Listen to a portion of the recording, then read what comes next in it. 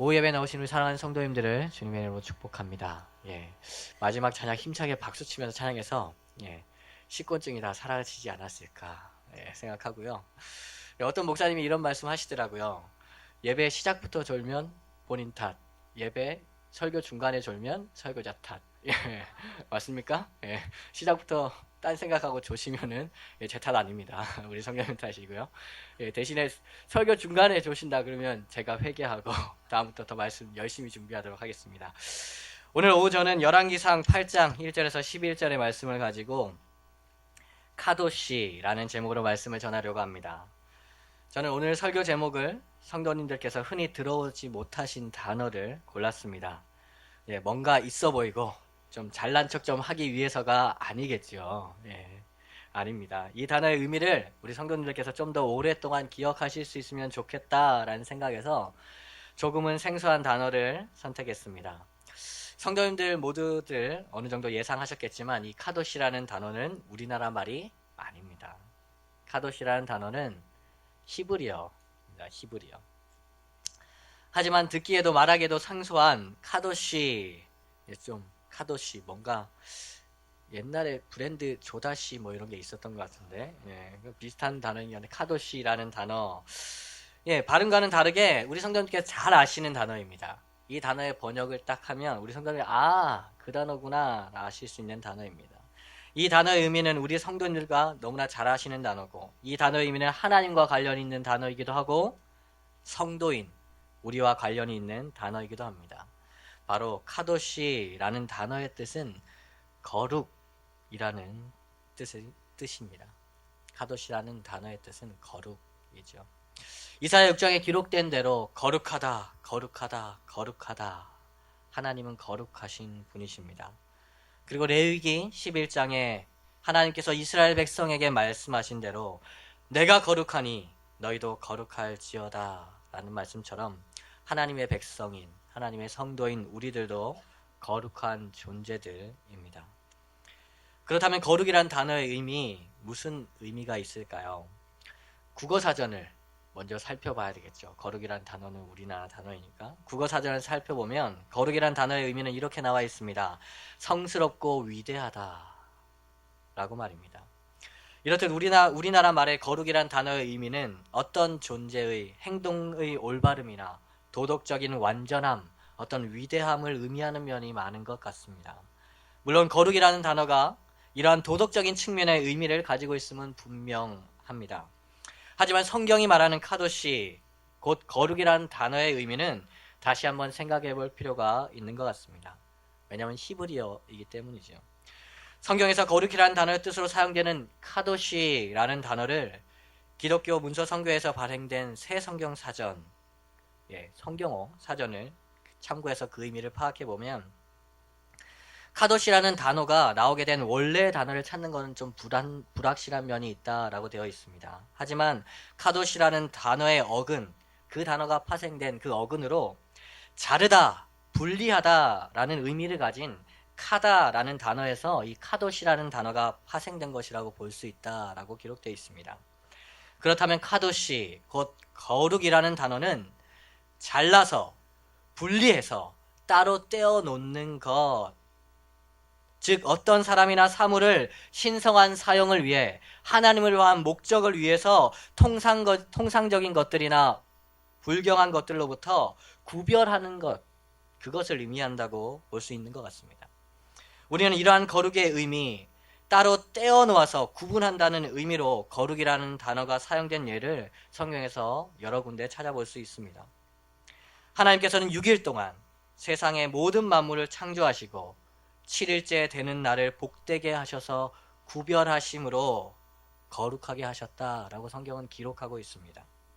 그리고 하나님께서 모세를 부르실 때에도 하나님의 임재로 그 구별된 그 땅에 들어온 모세에게 내가 선 곳은 거룩하다. 내가 선 곳은 구별되어 있는 땅이니 내 발에 신을 벗으라 라고 말씀하셨습니다. 이렇듯 성경에서 거룩이란 하나님께서 구별하신 것, 하나님을 위해서 구별된 것을 의미합니다. 그리고 또한 이러한 구별, 거룩은 이스라엘 민족에게도 적용되었습니다. 하나님께서는 아브라함을 부르셔서 그 아브라함에게 복을 주심으로 그의 자손들로 이루어진 이스라엘 민족을 이루시고 그 민족을 구별하셨습니다. 그리고 세상 모든 나라 중에 구별하여 제사장 나라로 삼으시고 세상 모든 나라에게 하나님을 나타내는 일을 하게 하셨습니다. 그렇게 하나님께서는 이스라엘 백성에게 이렇게 말씀하셨지요. 내가 거룩하니 너희도 거룩해야 한다. 너희도 구별되어야 한다. 이방인이 아니라 이방인들과 다르게 나의 백성으로 너희는 구별된 존재다 라고 거룩을 명령하신 것입니다. 하지만 이스라엘 민족의 결과, 이스라엘 백성의 결과 어떠했습니까? 이스라엘 백성은 이 일에 실패하고 말았습니다. 그래서 그들은 하나님의 임재의 상징이었던 그 성전이 무너져 내리는 것을 보아야 했고 자신들의 나라를 잃었고 포로의 신분으로 바벨론이라는 이방의 땅에서 70년이라는 시간을 보내야 했습니다. 오늘 본문이 포함되어 있는 이 열왕기는 이러한 관점에서 쓰여진 책입니다. 성경에 보면 이스라엘 역사를 여러 가지로 동일한 본문이 막 이렇게 반복되는 것처럼 보이는 게 있습니다. 열왕기와 역대상하가 대표적인데요. 그 두 가지가 같이 들어있는 이유는 뭐냐면 관점이 다르기 때문에 그렇습니다. 열왕기 저자가 누구인지에 대해서는 확실하게 알 수 없지만 열왕기는 그 내용을 볼 때 바벨론 포로기에 쓰여진 것으로 볼 수 있습니다. 바벨론의 포로로 잡혀있는 동안 열왕기 저자는 하나님의 감동으로 이스라엘 역사를 다시 한번 쭉 기록한 책인 이 열왕기를 기록하면서 이렇게 질문했던 것입니다. 하나님께서 구별하여 세우신 이 백성이 어떻게 실패했는가? 이방을 이끌어야 할 그 제사장 나라가 어떻게 하다가 이방인들의 포로가 되어버렸는가? 그 실패의 원인에 대해서 이야기하는 책이 바로 이 열왕기라는 책입니다. 그리고 특히 오늘 본문을 통해서 열왕기의 저자는 이스라엘의 구별됨, 곧 거룩의 핵심이 무엇인가에 대해서 이야기하고 있는 것이죠. 이스라엘의 흥망, 성쇠, 그것은 이 구별됨의 핵심인 거룩에 달려 있었기 때문에 그렇습니다.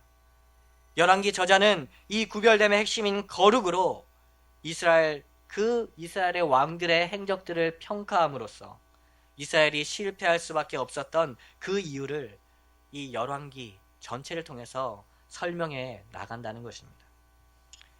먼저 오늘 본문을 살펴보기 전에 오늘 본문의 전후 문맥을 한번 살펴보면 좋을 것 같습니다.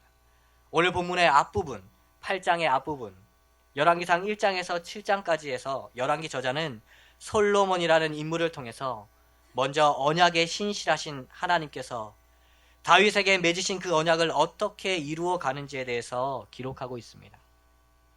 하나님의 은혜의 손길 속에서 솔로몬은 아도니아를 제압하고 왕위에 등극했으며 국내외 정세를 안정시켰습니다. 그리고 주변 나라들과 우호적인 관계를 수립함과 동시에 무역을 통해서 경제적인 부유함을 많이 얻게 됩니다. 이러한 모습들이 열왕기상 1장에서 7장에 기록되어 있습니다. 이것은 하나님께서 다윗에게 맺으신 언약, 내 위에 왕위가 영원히 있게 하겠다라는 그 언약을 온전히 이루어 주심으로써 허락하신 샬롬, 그 평화의 모습을 나타내는 것입니다. 그리고 솔로몬은 그 평화와 부를 가지고 7년이라는 시간 동안 엄청난 양의 물질과 노동력을 투입해서 성전을 건축합니다. 특히 열왕기의 저자는 오늘 본문의 의미를 더욱 크게 부각시키기 위해서 성전이 완성된 후 솔로몬은 11개월이라는 시간을 기다려서 속죄일 그리고 초막절이 있어서 이스라엘 민족에게 너무나 큰 의미가 있는 그 에다림월, 곧 7월 그 추수절기에 맞춰서 온전한 감사로 성전 봉헌식을 행하고 있다고 열왕기 저자는 기록하고 있습니다. 성전을 완공하고 하나님께 봉헌하는 일은 하나님의 은혜의 정점을 이야기하는 것입니다. 하나님의 은혜의 정점, 하나님의 임재가 가득한 그 성전을 건축하는 것, 그것이 은혜의 정점이었지요. 이렇게 오늘 본문의 앞부분은 하나님의 무조건적인 은혜로 말미암아 그 언약을 이루어 가시는 그 하나님의 신실함에 대해서 이야기하고 있습니다. 그렇다면 오늘 본문의 뒷부분에는 어떤 내용이 있을까요? 본문이 끝난 후 8장 후반부에서 솔로몬의 기도를 통해서 다윗과 맺으신 그 언약을 이루신 하나님께 먼저 감사를 드리는 내용이 나옵니다. 그리고 이스라엘 백성이 죄를 지었을 때 하나님께 기도하며 돌아올 것에 대해서 솔로몬은 기도를 통해서 하나님께 올려드립니다. 이어지는 열왕기상 9장에서 솔로몬의 기도에 대한 하나님의 응답이 나타나는데 이렇게 기록되어 있습니다. 다윗의 행함과 같이 온전히 하나님의 법도와 율례에 순종해라. 이런 말씀이 기록되어 있습니다. 다윗의 행함과 같이 온전히 하나님의 법도와 율례에 순종하라는 말씀, 이것이 의미하는 바가 무엇입니까? 은혜의 유지. 하나님께서 은혜로 말미암아 이 왕국을 세워주시고 성전을 건축하게 하시며 거룩한 나라로 만들어주신 이 은혜의 유지를 위해서는 조건이 있다는 것입니다. 하나님의 말씀에 순종하는 것이 조건이라는 것이죠. 하나님의 말씀을 따라 순종할 때 구별됨, 거룩이 지속된다라고 하나님은 말씀하셨던 것입니다. 하나님께서는 무조건적인 은혜로 다윗 왕조와 맺은 언약을 이루어 주시고 성전까지 건축하는 놀라운 은혜를 주셨지만 그 은혜가 지속되기 위해서는, 그 은혜가 유지되기 위해서는 조건이 있다는 것이죠. 오늘 본문은 이렇게 앞부분의 무조건적인 은혜에서 뒷부분의 은혜 유지를 위한 조건으로 분위기를 전환시키는 그 키가 되는, 전환점이 되는 그 중요한 본문입니다. 그렇다면 오늘 본문을 살펴보면서 열왕기 저자는 우리에게 무엇을 이야기하는지 한번 보도록 하겠습니다. 오늘 본문을 기록하면서 열왕기 저자는 시각적인 효과를 강조하여 사용하고 있습니다. 바로 원거리에서, 멀리서부터 근거리로 장면을 묘사하고 있다는 것이죠. 오늘 본문 1절을 살펴보면 솔로몬이 언약궤를 성전으로 메어 올리기 위해서 이스라엘의 장로와 모든 지파의 족장들을 예루살렘에 있는 자기에게로 소집했다라고 기록하고 있습니다. 여기에서 열왕기 저자는 온 이스라엘 지역을 우리에게 보여주고 있는 것입니다. 왕의 명령을 받은 이스라엘 장로와 모든 지파의 족장들이 하나둘 자신의 집을 떠나서 예루살렘으로 오고 있는 모습을 우리에게 설명하고 있는 것이죠. 이스라엘 땅의 북쪽 끝과 남쪽 끝, 서쪽 끝과 동쪽 끝에서 이스라엘 장로들과 족장들이 예루살렘을 향해 오고 있습니다. 얼마나 시간이 지났을까? 에다님 월 7째 달 절기에 모든 이스라엘 장로들과 지파들의 족장들이 솔로몬 왕에게로 모였다고 오늘 본문 2절은 기록하고 있습니다.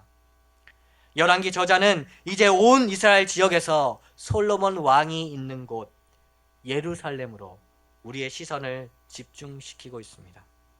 솔로몬 왕과 모든 장로와 족장들은 예루살렘에 모였습니다.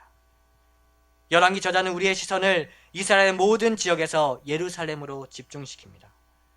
열왕기 저자는 여기에서 멈추지 않습니다.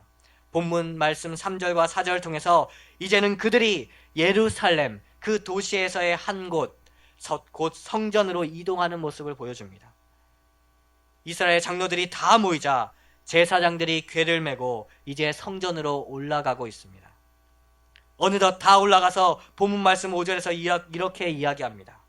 성전에 도착한 솔로몬과 그 앞에 모인 회중이 너무 많아서 기록할 수도 없고 셀 수도 없는 양과 소로 하나님께 제사를 지냈다라고 말입니다. 열왕기 저자는 온 이스라엘에서 예루살렘에서 이제는 성전으로 우리의 시선을 집중시키고 있습니다.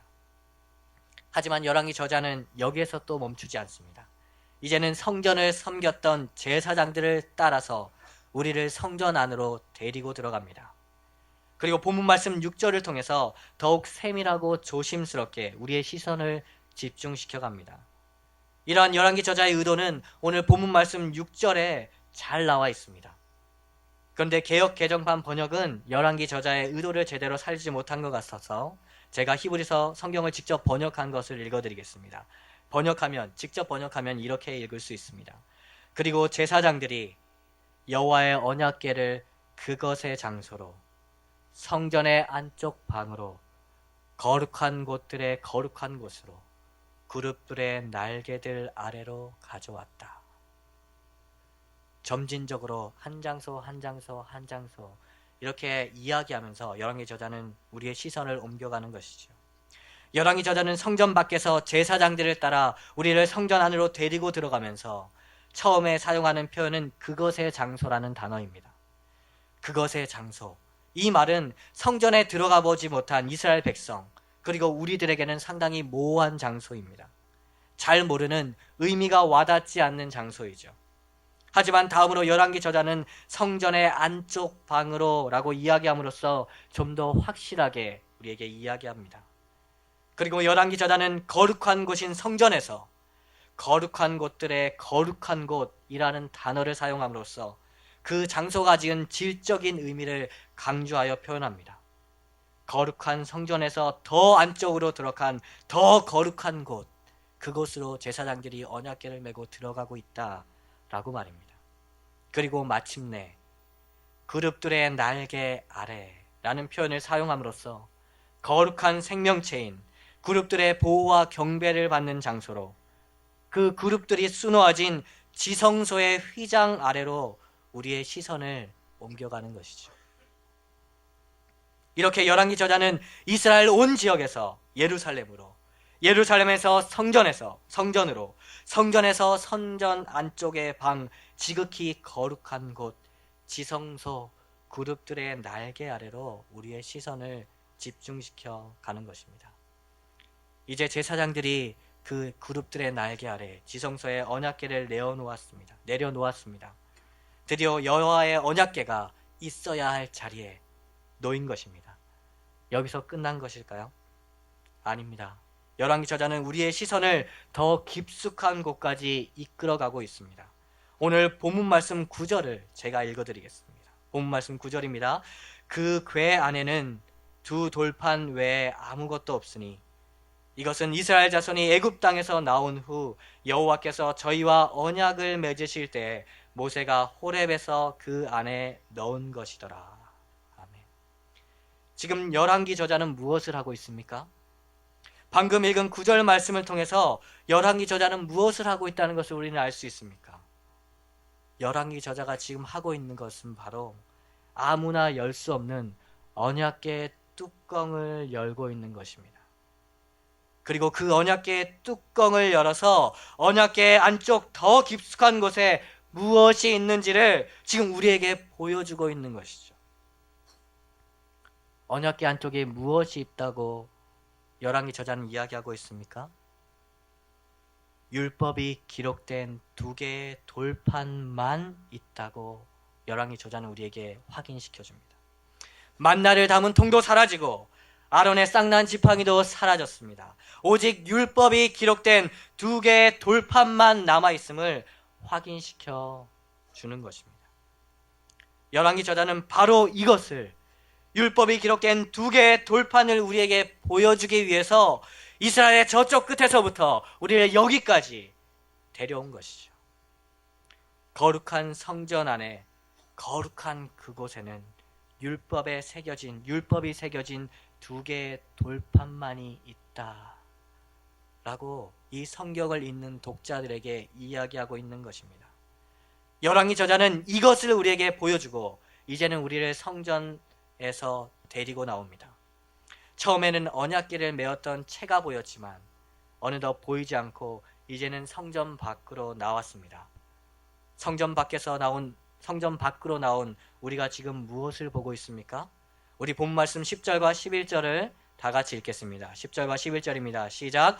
제사장이 성소에서 나올 때 구름이 여호와의 성전에 가득하매 제사장이 그 구름으로 말미암아 능히 서서 섬기지 못하였으니 이는 여호와의 영광이 여호와의 성전에 가득함이었더라. 아멘. 구름이 여호와의 성전에 가득해서 그 구름으로 말미암아 제사장들이 능히 서서 섬기지 못하는 모습을 우리는 보고 있습니다. 왜입니까? 여호와의 영광이 그 성전에 가득했기 때문입니다. 열왕기 저자는 장소적인 측면을 지속적으로 집중해 감으로써 자신이 이야기하고자 하는 의미를 강조하고 있습니다. 온 이스라엘 지역부터 시작해서 마지막으로 도착한 곳은 성전 안에 안치된 여호와의 언약궤 아니었습니다. 그리고 그곳에서 율법이 기록된 두 개의 돌판을 보여주고 성전 밖으로 우리를 이끌어 하나님이 영광이 가득 찬 성전을 보여주는 것이죠. 이렇게 열왕기 저자는 율법과 하나님의 임재를 연결시키고 있는 것입니다. 열왕기 저자의 장소적인 측면의 집중은 다르게 이야기하면 우리가 본문 말씀을 살펴보기 전에 알아보았던 카도시, 곧 거룩, 다시 말해 구별입니다. 이스라엘 온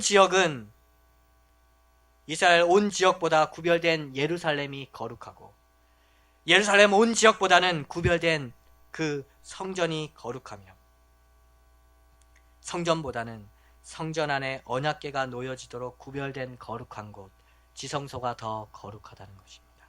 그리고 그 거룩함의 핵심은 바로 언약궤 안에 있는 두 돌판, 곧 율법이다라고 이야기하는 것이죠.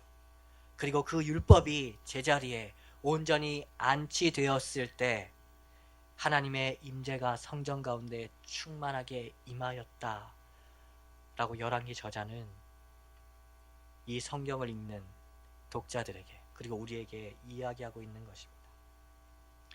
그렇게 하나님의 임재가 충만히 임했을 때 이스라엘 백성은 구별된 하나님의 백성으로 제사장 나라로 역할을 감당할 수 있었던 것입니다.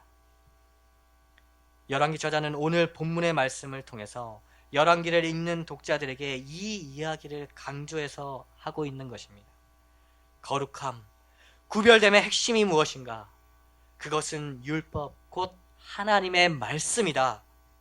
이방 나라들 가운데 제사장의 역할을 감당해야 하는 하나님의 백성인 우리가 왜 하나님의 임재의 상징이었던 성전이 파괴되는 모습을 보아야 했고 나라를 잇는 슬픔을 당해야 했으며 지금 이방 땅인 바벨론의 포로로 잡혀서 살아가야 하는가? 그거는 거룩의 핵심, 그 구별의 핵심인 하나님의 율법에 순종하지 않았기 때문이다. 이 이야기를 열왕기 저자는 당시의 이스라엘 백성에게 외치고 있는 것입니다. 열왕기 저자는 하나님의 무조건적인 은혜로 말미암아 이루어주신 그 다윗 왕조, 찬란했던 다윗 왕조가 하나님의 율법에 순종하는 조건에 의해서 지속될 수 있었다고 이야기하고 있는 것이죠.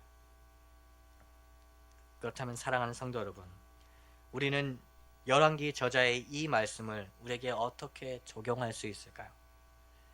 사랑하는 성도 여러분, 하나님은 우리를 은혜로 구원해 주셨습니다.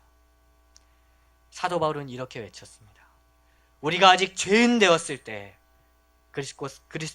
예수 그리스도께서 우리를 위하여 죽으심으로 우리를 향한 하나님의 사랑을 확증하셨다라고 말입니다. 하나님은 무조건적인 은혜로 영적으로 죽었던 우리를 살리시고 그리스도를 믿게 하셔서 구원을 얻게 하시고 사도 베드로의 말씀처럼 하나님의 아름다운 덕을 선포하는 자들로 택하신 족속이요 왕같은 제사장들이요 거룩한 나라요 그의 소유가 된 백성으로 우리를 구별해 주셨습니다. 하나님은 이스라엘 백성처럼 우리를 은혜로 구원하셔서 세상과 구별하심으로 거룩한 백성이 되게 하셔서 하나님을 이 세상에 나타내게 하셨다는 것입니다. 그렇다면 사랑하는 성도 여러분, 우리들도 이스라엘 백성처럼 이 구원의 은혜를 유지하기 위해 거룩한 백성으로 살아가기 위해 말씀을 지켜야 하는 그 조건이 있는 것일까요?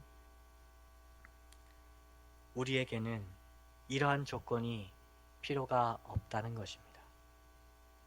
왜냐하면 하나님께서 이스라엘의 실패를 보시고 우리에게는 더 큰 은혜를 베풀어 주시기 때문이라는 것입니다. 이것은 에스겔서 11장 19절에서 20절 말씀에 나와 있습니다.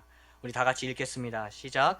내가 그들에게 한 마음을 주고 그 속에 새 영을 주며 그 몸에서 돌 같은 마음을 제거하고 살처럼 부드러운 마음을 주어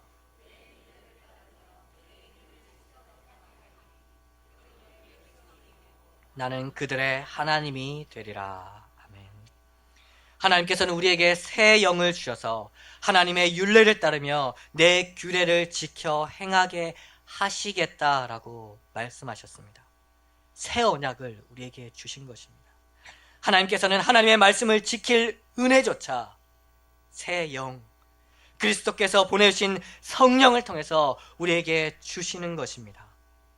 하나님은 우리를 은혜로 구원하실 뿐만 아니라 이 구원을 이루어 가시기 위해 더 큰 은혜로 우리가 하나님의 말씀을 지켜 살아갈 수 있게 하신다는 것이죠.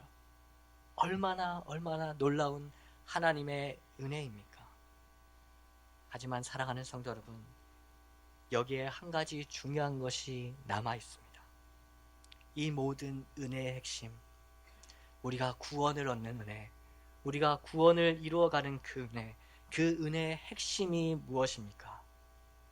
바로 예수 그리스도라는 것입니다. 우리는 예수 그리스도로 말미암아 구원을 받았고, 예수 그리스도의 영, 곧 성령으로 말미암아 세상 속에서 하나님의 백성으로 살아갈 수 있게 되는 것이기 때문에 그렇습니다. 그리고 무엇보다 세상 속에서 우리를 구별해 주시는, 우리를 거룩하게 하는 그 말씀이 바로 예수 그리스도라는 것입니다. 사도 요한은 태초에 말씀이 계시니라 라고 이야기하면서 그 말씀이 예수 그리스도, 우리 주 예수 그리스도라고 증거하고 있습니다. 그렇기 때문에 우리는 날마다 우리 힘을 의지해서 애써서 그 말씀을 실천하려고 노력하려고 애쓰는 것이 아니라 날마다 예수 그리스도를 더욱더 붙들려고, 예수 그리스도를 더욱더 의지하려고 하면서 살아야 한다는 것입니다. 날마다 예수 그리스도를 묵상하고 예수 그리스도와 늘 가까이 있으려고 노력해야 한다는 것입니다. 우리가 예수 그리스도와 분리된다면 이 모든 은혜로부터 분리되는 것과 마찬가지이기 때문에 그렇습니다. 예수님께서도 이 땅에 계실 때 포도나무 비유를 통해서 분명히 말씀하셨습니다. 나는 포도나무요, 너희는 가지라.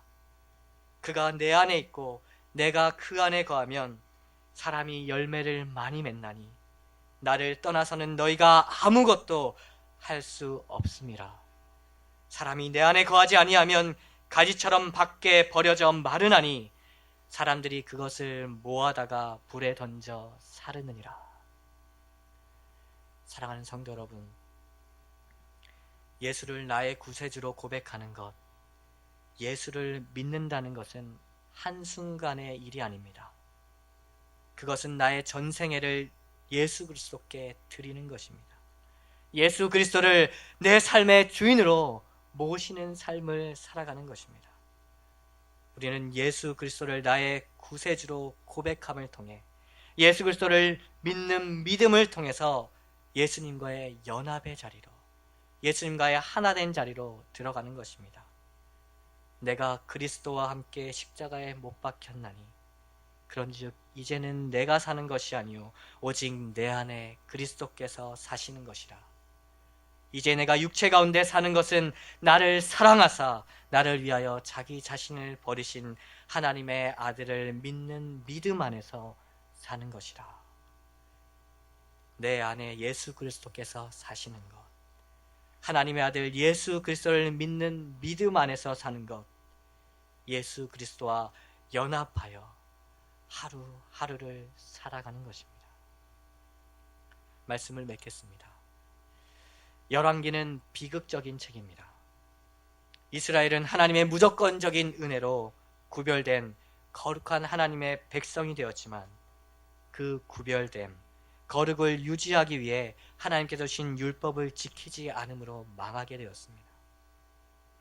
오늘 본문 말씀에서 열왕기 저자는 이스라엘 온 땅에서부터 우리를 이끌어와서 성전의 지성소 안에 있는 언약궤, 그 안을 보여줌으로써 구별된 거룩의 핵심인 율법에 대해서 보여주었습니다. 하지만 우리는 말씀을 지켜야 하는 그 조건조차 하나님께서 주시는 더 큰 은혜로 감당할 수 있게 되었습니다. 하나님께서는 우리에게 성령을 주셔서 말씀대로 살아갈 수 있는 은혜, 그 은혜 또한 우리 가운데 허락해 주시기 때문입니다. 그래서 우리는 하나님의 은혜로 말미암아 구원받고 온전한 백성으로, 온전한 하나님의 백성으로 살아갈 수 있습니다. 하지만 한 가지 우리가 반드시 기억해야 하는 것, 그 은혜의 핵심인 예수 그리스도를 떠나서는 안 된다는 것입니다. 성전한 언약궤 속의 율법이 하나님의 충만한 임재를 나타냈던 것처럼 우리 안에 살아계신 예수 그리스도, 그 예수 그리스도의 온전한 연합이 거룩한 성도로서의 삶을 살 수 있게 하기 때문입니다. 늘 말씀을 통해 예수 그리스도를 묵상하고 기도를 통해 예수 그리스도와 교제하는 살아가는 성도님들 되시기를 주님의 이름으로 축복합니다.